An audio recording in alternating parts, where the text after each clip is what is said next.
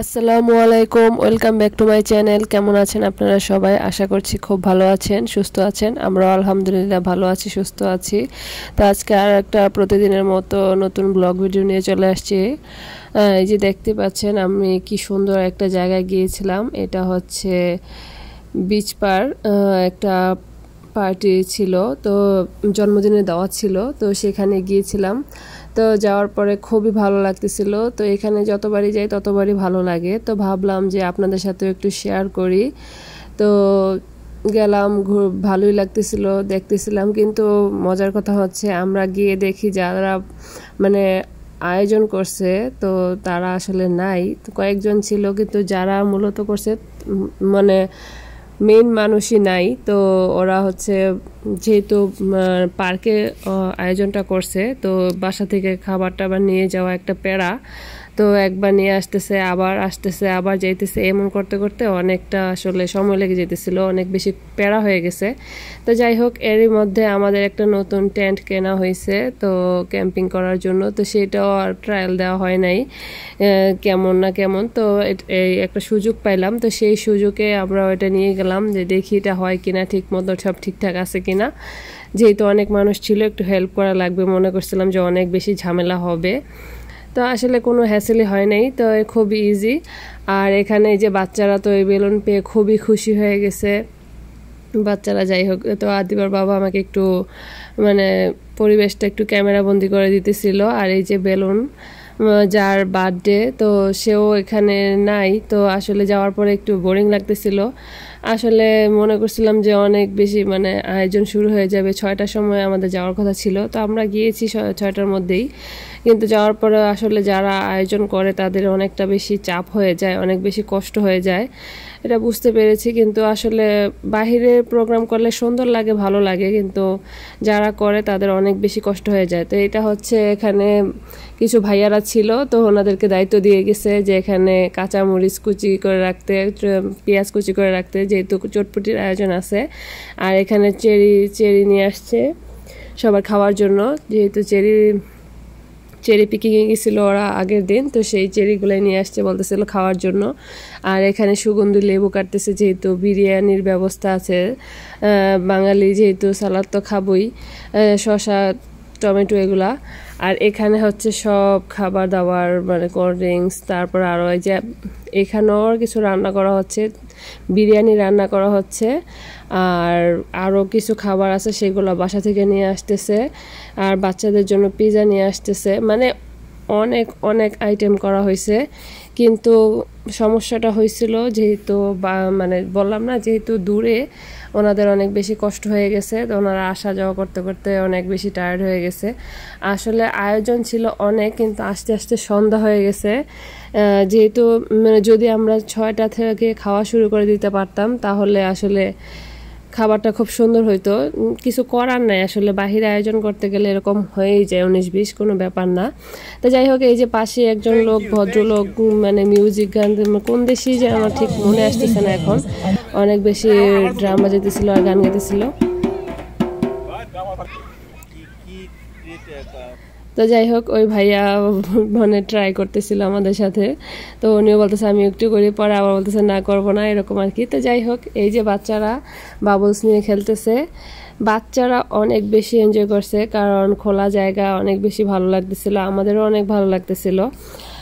তো আর কি এইভাবেই আমাদের সময় পার করতেছিলাম, যেহেতু মানে যারা হোস্ট ওরা এখনও আসে নাই। তো বোরিং লাগে নাই ঠিক, আমরা যা কয়েকজন ছিলাম সবাই মিলে অনেক বেশি মানে মজা করতেছিলাম, কথা বলতেছিলাম, বাচ্চাদের খেলাধুলা দেখতেছিলাম, মোটামুটি ভালোই লাগতেছিল। মানে মোটামুটি গেস্ট যারা আসার ছিল সবাই চলে আসছে, হোস্ট আসতে একটু লেট হয়ে গেছে। আসলে কোনো ব্যাপার না, কারণ বারবার এক কথাই বলতেছি, কারণ ওদেরও অনেক বেশি প্যারা হয়ে গেছে। তো কি আর করা, যেহেতু সব কিছু তো আর মিলিয়ে করা যায় না, যেহেতু এটা বিদেশ বাড়ি, সব কিছু নিজের একা হাতে করতে হয়, অনেক বেশি কষ্ট হয়ে যায়।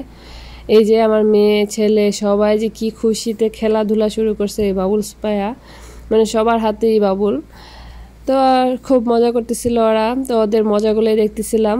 আর এই তো খাওয়া দাওয়া শুরু হয়ে গেছে। আমি আসলে ক্যামেরা বন্দি করতে দেরি করে ফেলছি, ভাবি অনেক অনেকগুলা পিজা নিয়ে আসছে বাচ্চাদের জন্য, বড়দের জন্য, সবার জন্যই।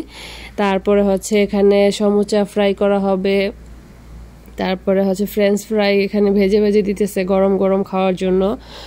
মানে অনেক অনেক চেষ্টা করছে যাতে সবাই অনেক মজা করতে পারে, অনেক বেশি ভালোভাবে উপভোগ করতে পারে। আসলে অনেক বেশি কষ্ট করছে ওরা। এই যে চটপটি মানে এখন হয়েছে কি, মানে যেহেতু লেট হয়ে গেছে, একটার পর একটা খাবারের আয়োজন করতেছে, মানে সবাইকে একসাথে খাওয়া দাওয়া একটু পেরেছেন, মানে একটার পর একটা খাওয়া আসলে বেশি চাপ হয়ে যেতেছিল, কিন্তু কিছু করার নাই। যেহেতু এটা তখন কিন্তু 8:30 বাজে, 8:30 বাজে, 9টার সময় মাগরিবের আজান দিবে, তো অনেক বেশি আলো ছিল।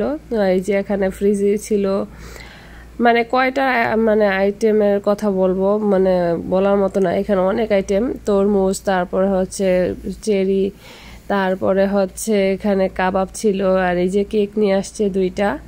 তো কেক কাটতে কাটতে রাতের 10টা 11টা 10:30টার মতো বেজে গেছিলো। যেহেতু অনেক খেলার আয়োজন ছিল সবার জন্য, বাচ্চা বড় ছেলে মেয়ে সবার জন্য খেলার ব্যবস্থা ছিল। এই তো সব খেলাধুলা করে আসলে কেক কাটতে কাটতে রাত হয়ে গেছিল। তা আমি আসলে একটু একটু করে আপনাদের জন্য শেয়ার করতেছি, পুরোপুরি তো করা সম্ভব না, যেহেতু বাচ্চা আছে, খাওয়া দাওয়াও দেরি হয়ে গেছে।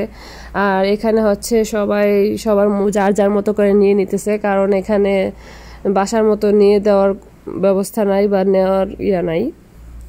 তো যাই হোক, এখানে এটা ভালো লাগছে যে গরম গরম ভেজে দিতেছিল, আর এখানে বারবিকিউ করতেছিল, নান ছিল, গরু মাংস ছিল, বিরিয়ানি ছিল, মানে কয়টার কথা বলবো, অনেক আইটেম ছিল, মানে খেতে খেতে সবাই টায়ার্ড হয়ে গেছে।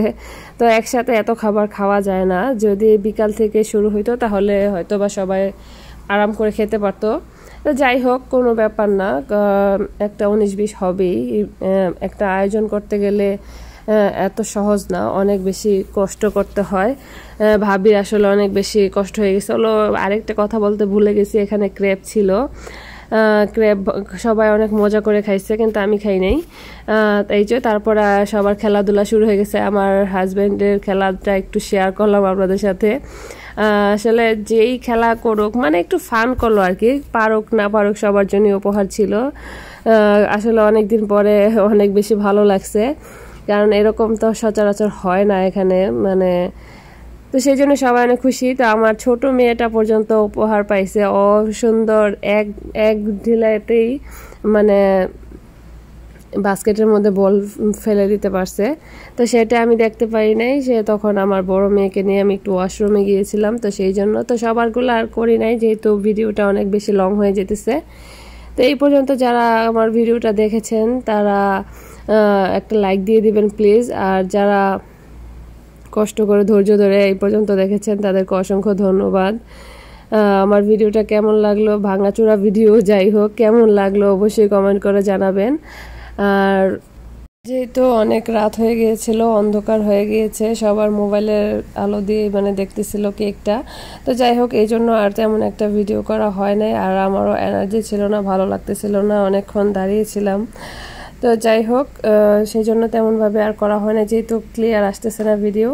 তো সেই জন্য পরের দিন বাসায় এসে আপনাদের সাথে গিফটগুলো শেয়ার করলাম। গিফট বলতে কি, আসলে একটা মজা, এই তো ছোট ছোট হেয়ার ক্লিপ, আমি একটা পেয়েছি সান্ত্বনা পুরস্কার, আর আমার ছেলে পেয়েছে একটা, মেয়ে পেয়েছে, তারপরে আর সব বাচ্চাদের জন্য ছোট ছোট মানে গিফট প্যাকেট ছিল। তো বাচ্চারা অনেক বেশি খুশি, যে ছোট ছোট অনেক টয়স ছিল।